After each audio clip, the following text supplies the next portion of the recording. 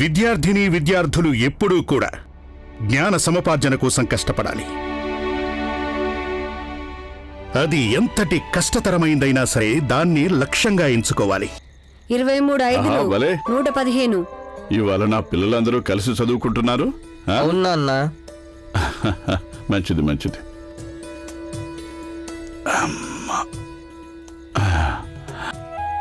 తులసి, మంజుల, కానివ్వండి.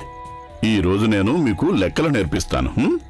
అక్క, నేను కూడా కాసేపట్లో మీ ఇద్దరికి 30వ ఎక్కం నేర్పిస్తాను. అరే వా! ఆ పుస్తకం 23 1 23, 23 2 46.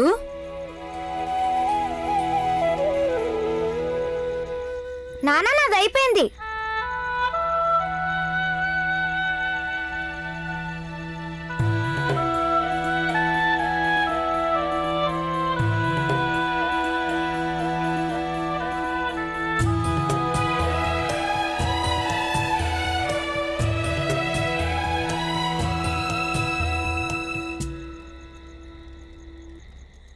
బహుశా చమురైపోయినట్టుంది.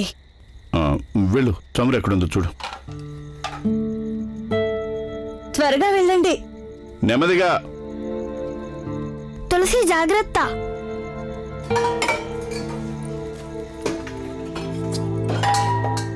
ఏమైందమ్మా, ఇంతసేపు చేస్తున్నారేంటి? చమ్మురు డబ్బా కనిపించట్లేదు నాన్న. భీంబాబు, నువ్వు ఇక్కడే ఉండు. సరిగ్గా చూడండి, ఎక్కడెక్కడ ఉంటుంది. మీరు పక్కకు తప్పుకోండి. దొరికిందా? లేదు. బాగా చీకటిగా ఉంది.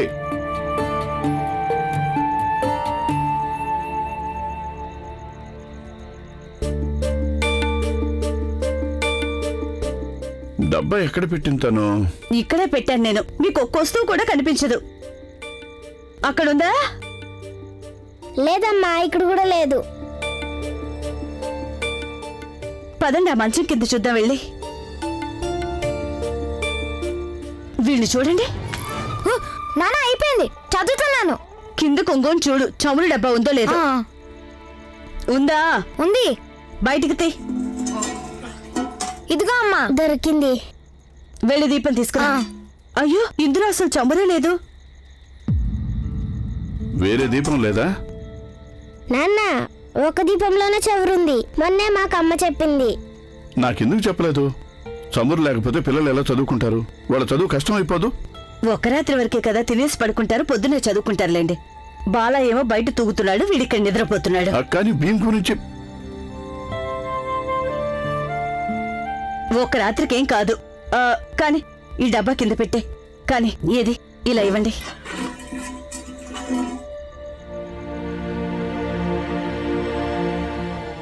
ఇప్పుడు ఒకవేళ నేను పాఠం చదవకపోతే రేపు ఉదయం గురువు గారికి ఎక్కాలు ఎలా అప్పచెప్పగలను?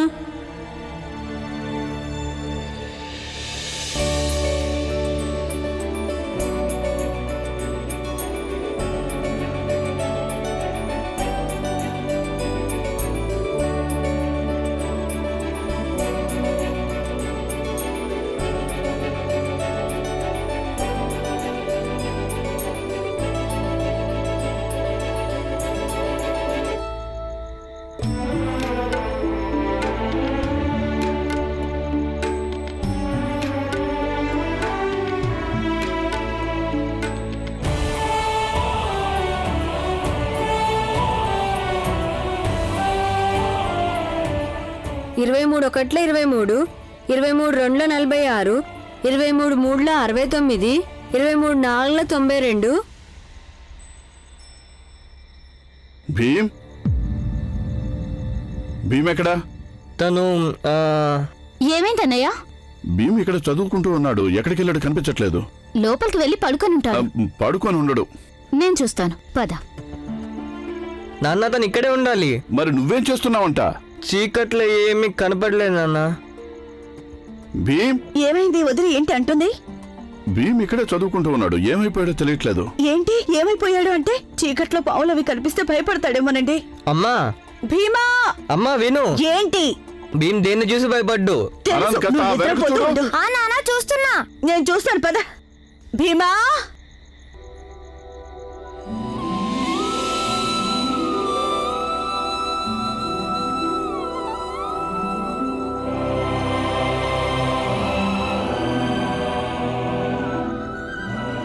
నాకు తెలిసి ఎక్కడికి వెళ్ళాడు.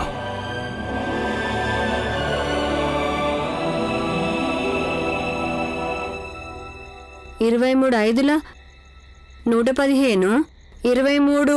ఏయ్ ఇక్కడేం చేస్తున్నావు? ఏమన్నా దొంగలించడానికి వచ్చావా ఏంటి? దొంగని కాదు, నేను విద్యార్థిని. మా ఇంట్లో చమురు అయిపోయింది, అందుకే ఇక్కడ చదువుకుంటున్నాను. ఇలా చదువుకున్నా నువ్వేమి చాలా గొప్ప బారిస్టర్ అయిపోవులే. వెళ్ళి ఇక్కడి నుంచి. పొద్దున్నే చదువుకో తెల్లవారాక. నేను ఇప్పుడే చదువుకోవాలి, లేదంటే గురువుగారు రేపు ఉదయాన్నే నన్ను తరగతిలోంచి బయటికి పంపేస్తారు. నేను ఇలా బయటికి వచ్చేయడం నాకు కొంచెం కూడా ఇష్టం లేదు. అయినా అసలు మీ ఇంటి బయట రాత్రంతా లాంతరు వెలుగుతూనే ఉంటుంది కదా. కాసేపు ఇక్కడ చదువుకొని తర్వాత ఇంటికి వెళ్ళిపోతాను. నేను ఇక్కడ లాంతరు వెలిగించేది చీకటి లేకుండా చేయడానికి కానీ నువ్వు వచ్చి చదువుకోవడానికి కాదు. వెళ్ళు, ముందు ఇక్కడి నుంచి వెళ్ళు.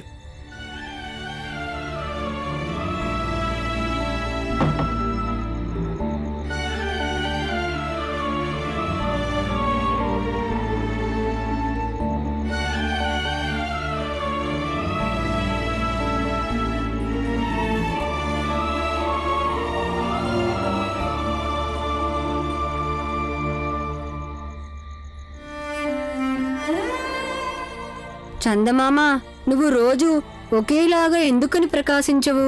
నువ్వు గనక ఇప్పుడు బాగా ప్రకాశించుంటే అప్పుడు నా చదువు పూర్తయిపోయేది.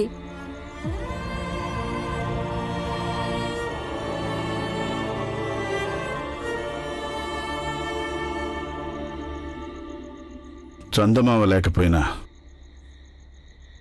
మీ నాన్న అయితే ఉన్నాడు కదా. పద, ఏదో ఒక ఏర్పాటు చేస్తాను. ఎలా చేస్తావు? ముందు పద.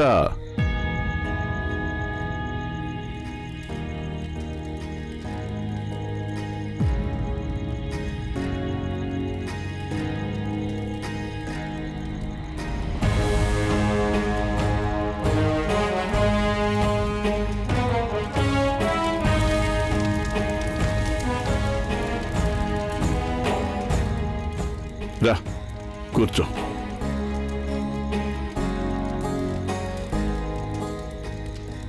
ఇక ఈ రోజు నీ చదువు పూర్తయ్యేంత వరకు మేమంతా ఇక్కడే కూర్చుంటాం, సరేనా?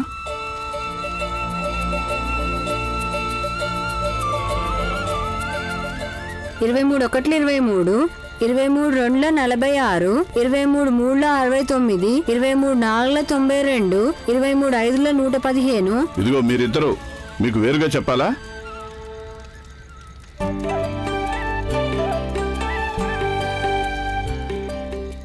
నానా, మేము చదువుకోమా?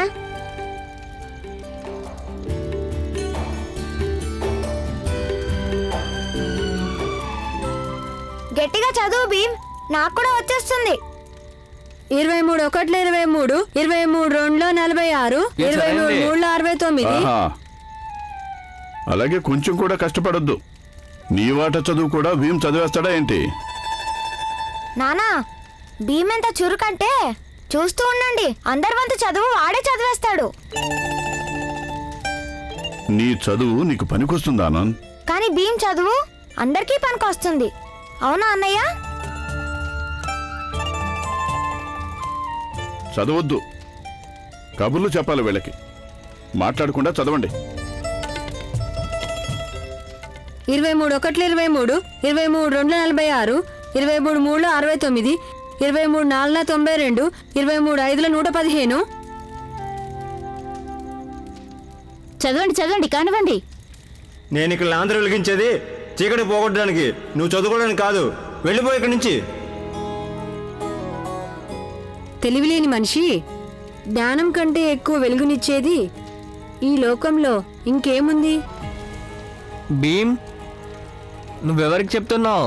ఆనంద్కా? అర్థమైందా? లేదు, ఆ ఇంటి యజమానికి. ఎవరైతే నన్ను లాంతర వెలుతురులో చదువుకోనివ్వలేదో అతనికి చెప్తున్నా.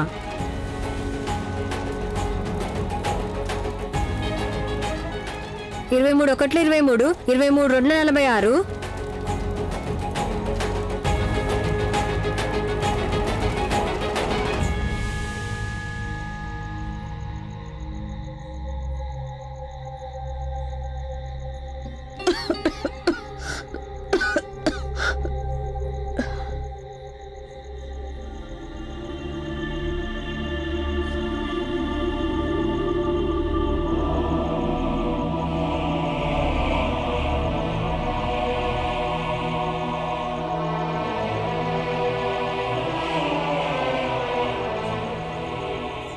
కొంచెం డబ్బుంది.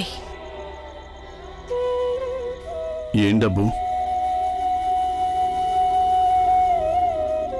కొన్ని నగలుంటే అమ్మేశాను.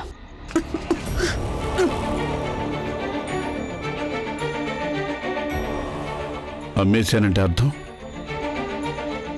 కానీ నగలెందుకు అమ్మేశావు? ఎందుకంటే నేనెప్పుడూ నా భర్తను ఒక సుబేదారుగానే చూశాను కాబట్టి. ఈ రకంగా నగలు తాకట్టు పెట్టడానికి తిరిగేవాడిగా కాదు. కానీ ఒకసారి అడిగి ఉండాల్సింది. మీరేమన్నా అడిగారా?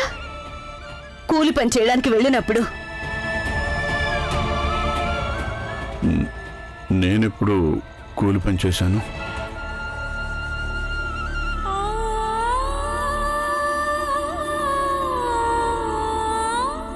పెళ్ళైన ఇన్నేళ్లలో కనీసం మీరు ఎప్పుడేం చేస్తారు అనేదైనా అర్థం చేసుకోగలిగాను నేను. మీరా తోటమాలికి 8 అణాలు ఇచ్చాడని చెప్పాడు భీమా. అలాగే పురంజన్ అన్నయ్య మాటల మధ్యలో ఒకసారి చెప్పాడు, మేము ఒక్కరోజు కష్టపడితే మాకు 8 అణాలు వస్తుందని. కానీ అందులో తప్పే ఉంది. పని ఎప్పుడు పనే అవుతుంది. పనిలో ఎక్కువ తక్కువ ఏం ఉండదు. కానీ మీరు ఆ పని చేయాల్సిన అవసరం లేదు. నా నగలన్నీ అమ్మేసినా ఏం పర్లేదు. జీవితం అంతా నేను మిమ్మల్ని సుబేదార్లాగానే చూడాలనుకుంటున్నా. ఇప్పుడు కూలి పని చేస్తుంటే చూడలేను నేను. అయినా ఈ వయసులో నేను ఒప్పుకోను. నేనే ముసలోని అయిపోలేదు. ఇంకో 20 ఏళ్ళు కురాడిగానే ఉంటాను. మీరు కబుర్లు చెప్పకండి. ఎప్పుడో ఇలా ఏదో ఒకటి చెప్పి మీరు నాకు మీ కష్టం తెలియకుండా దాస్తూ ఉంటారు. మీరు కష్టపడ్డాం, హైరాణ పడ్డం నేను చూడలేను, భరించలేను. భీమాబాయ్, మన పిల్లలు చదువుకుంటున్నారు. వాళ్ళది ఎదిగే వయసు. అలాగే చూస్తుండవు. ఇవాల్టి కష్టాలు రేపు ఫలితాన్నిస్తాయి. ఇక ఈ డబ్బు సంపాదించే పద్ధతి అంటావా? అలాగే పనించుకోవడం చేయలేను. పైగా మనం ఎట్టి పరిస్థితుల్లోనూ డబ్బు సంపాదించాలి. మరి మన భీం చదువు ఎలా సాగుతుంది? అలాగే మనం మంచి బాధ్యత గల తల్లిదండ్రులమై ఉండాలి.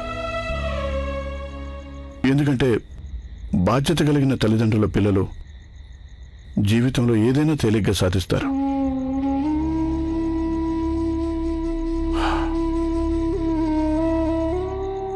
అయినా ఏదైనా చేసే ముందు రకరకాల ప్రయత్నాలుంటాయి.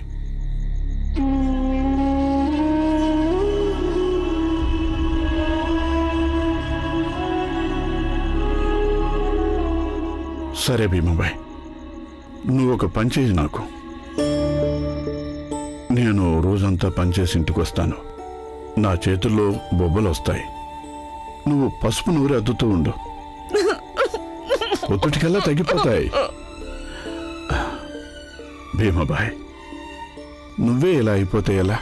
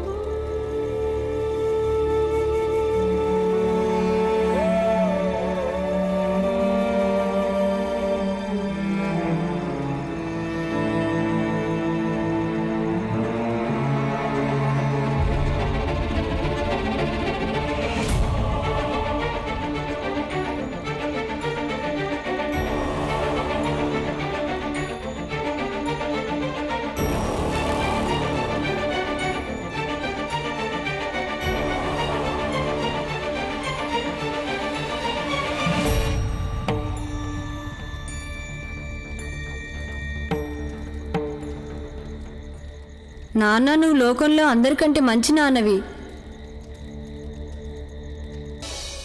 మీ పుస్తకాలు తీయండి. ఇదిగో వినండి, ఇప్పుడు ప్రిన్సిపాల్ గారితో పాటు ఇన్స్పెక్టర్ గారు వస్తున్నారు. ఆయన వచ్చినప్పుడు అందరూ నిలబడి నమస్కారం చేయాలి, సరేనా? రండి రండి. నమస్కారం గురుగారు. కూర్చోండి కూర్చోండి. పిల్లలు, ఈయన ప్రభుత్వాధికారి. ఈయన మిమ్మల్ని పరీక్షించడానికి వచ్చారు. మీరంతా కూడా ఎంత బాగా చదువుతున్నారో తెలుసుకోవడానికి, అలాగే ఉపాధ్యాయులు కూడా ఎలా చెప్తున్నారో తెలుసుకోవాలని ఈయన మిమ్మల్ని కొన్ని ప్రశ్నలు అడుగుతారు. అడగండి. సరే పిల్లలు, నాకు ఇది చెప్పండి. వాస్కోడిగామా అంటే ఎవరో చెప్పండి.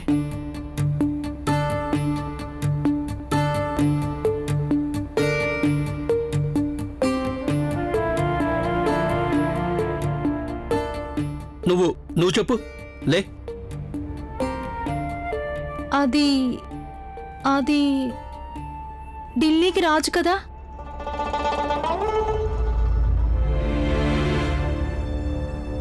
జవాబు తప్పు. నువ్వు కూర్చో. ఇంకెవరైనా చెప్తారా? అరే ఎవరో ఒకరు చెప్పండి.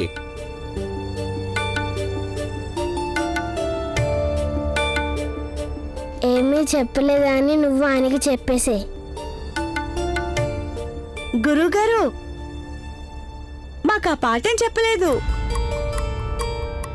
మనకు ఆ పాఠం చెప్పారు. చెప్పలేదంటే అర్థం ఇప్పటికే ఈ పాఠం పూర్తయిపోయి ఉండాల్సిందే. అవును గురుగారు, ఆ పాఠాల గురించి మాకేం చెప్పలేదు. అదేంటి అలా ఎందుకు చెప్తున్నారు?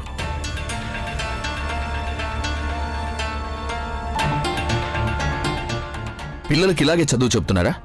ఈ అంశానికి అధ్యాపకుడు ఎవరు? సార్, నేనేనండి. కానీ గురువుగారు ఆ పాఠం చెప్పారు, కానీ మాల ఎవరికి ఆ పాఠం గుర్తులేదు. వాడు అబద్ధం చెప్తున్నాడు. గురుగారు, వీళ్ళంతా అబద్ధం చెప్తున్నారు. భీమ్ నిజం చెప్తున్నాడు. గురుగారు మాకు చెప్పారు, కానీ మాల ఎవరికి అది గుర్తులేదు.